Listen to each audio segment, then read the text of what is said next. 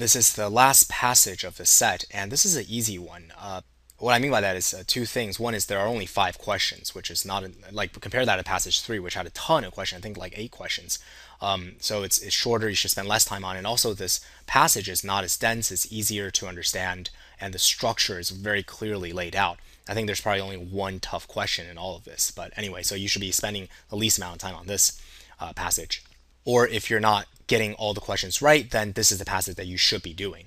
So let's read this together, and we'll do the same thing that we did with all the other passages, which is I'll show you the kind of stuff you should be thinking about, the questions you should be asking as you're reading through this. So we have, in tracing the changing face of the Irish landscape, scholars have traditionally relied primarily on evidence from historical documents. So we're concerned about the changing face of the Irish landscape. So this is like a geology or geography, I should say, passage, right? So how have we what was Ireland like, the landscape, like 500 years ago, 700 years, 1,000 years ago? We looked at primarily historical documents, so documents from the past.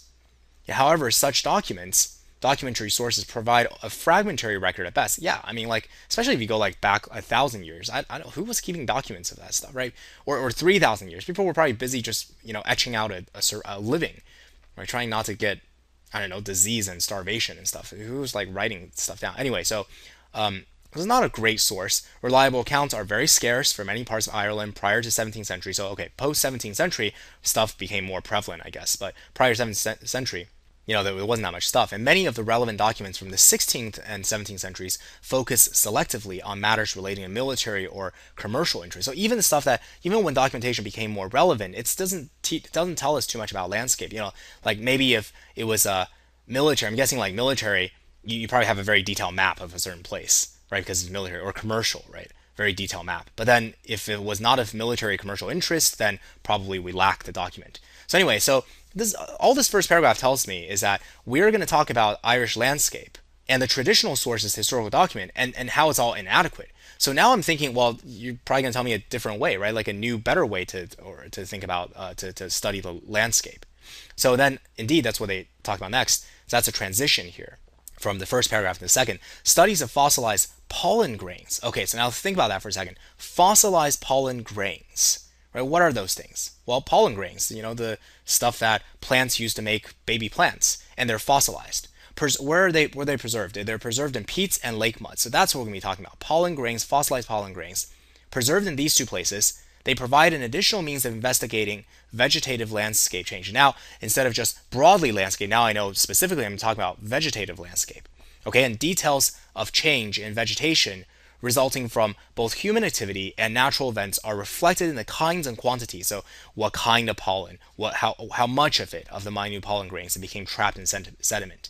So great. So this is a totally different way of examining this the history of vegetative landscape in Ireland.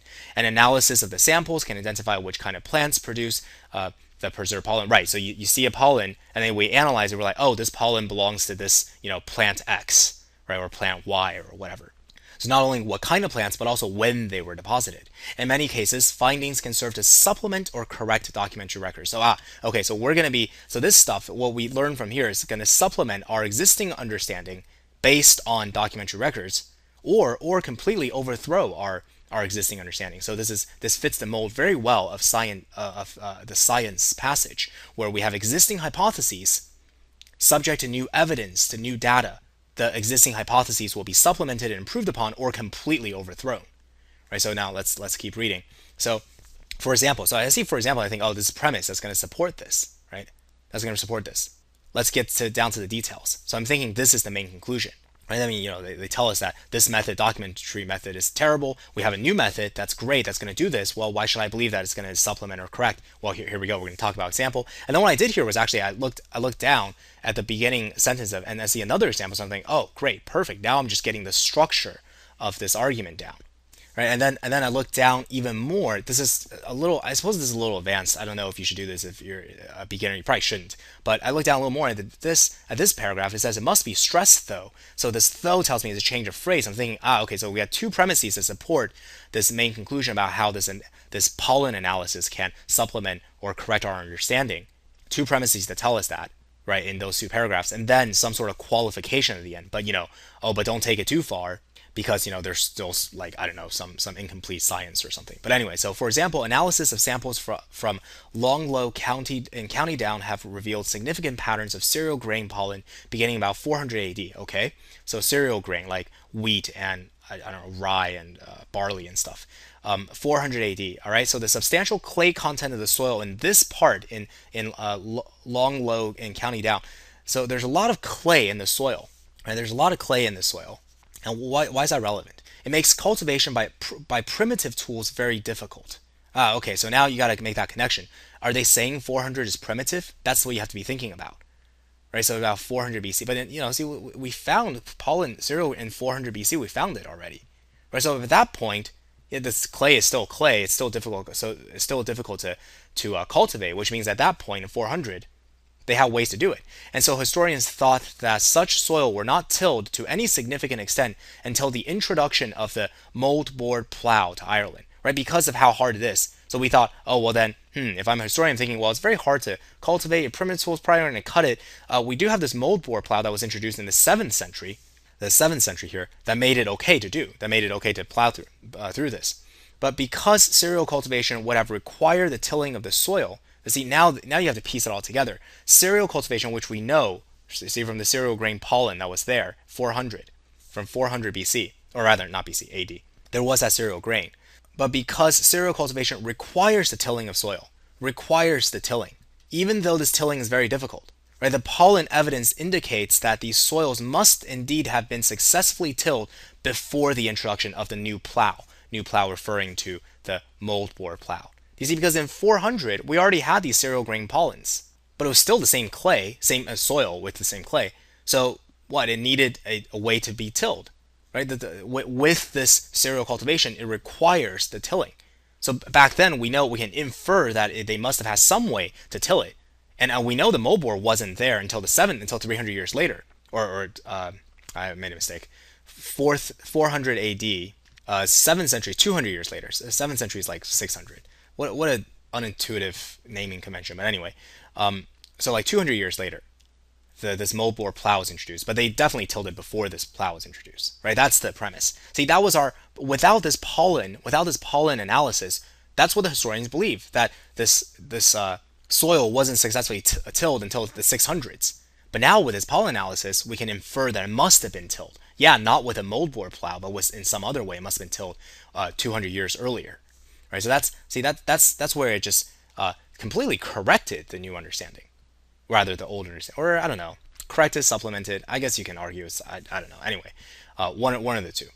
Another example concerns flax cultivation in County Down, one of the great linen producing areas of Ireland during the 18th century. So in the 1700s, County Down produced a lot of linen. Great. And some aspects of linen production down are well documented, like, I don't know, maybe what machines were used, what kind of labor, how much you paid your workers, stuff that needed documentation. But the documentary records tell little about the cultivation of flax. And why is that important? Because flax is a plant from which linen is made, right? So in that area. And the record of 18th century linen production in Down, together with the knowledge that flax cultivation had been established in Ireland centuries before that, led some historians to surmise that this plant was being cultivated in Down before the 18th century. So we historians knew that this is a linen producing area. They know that linen comes from flax, and they also know that flax cultivation is a long established tradition in Ireland. So they surmise, they infer from that the cultivation flax was cultivated in Down way before the 18th century. But then pollen analysis indicate that that's not the case. You see, that's not the case, because flax pollen was found only in deposits laid down since the 18th century.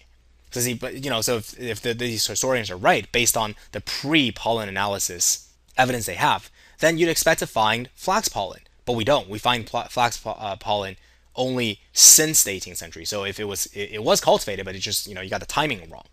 Right, the previous historians got timing wrong. So you got two very good major premises from these two paragraphs to support this main conclusion that analysis samples identify which kind of plants, and in many cases the findings can serve to supplement or correct the documentary record. Okay, but now here's a qualification. But it must be stressed, though. You see, you sense the change in direction with this word, though. They could have begun this with, however, but it must be stressed that there are limits to the ability of pollen record to reflect vegetative history. Right. I mean, I'm sure there are, right?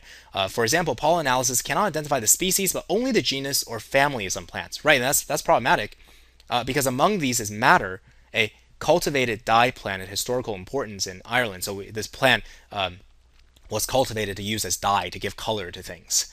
And madder belongs to a family that also comprises various native weeds. So there you go. So if stuff was already there, right, native weeds, it's the same family, including goosegrass. So if madder pollens were present in a deposit, you just can't say did the people cultivate madder there, or was it just the uncultivated native goosegrass that was there.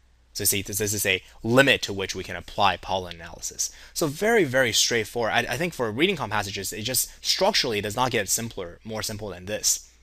Right? They introduce the subject and why our current way of studying a subject is lacking. A new way of studying the subject that's proposed to be better, which is the main conclusion. And then we have two supporting paragraphs that give you examples how it's better. Finally, a qualification of how it's better, but like it can't do everything.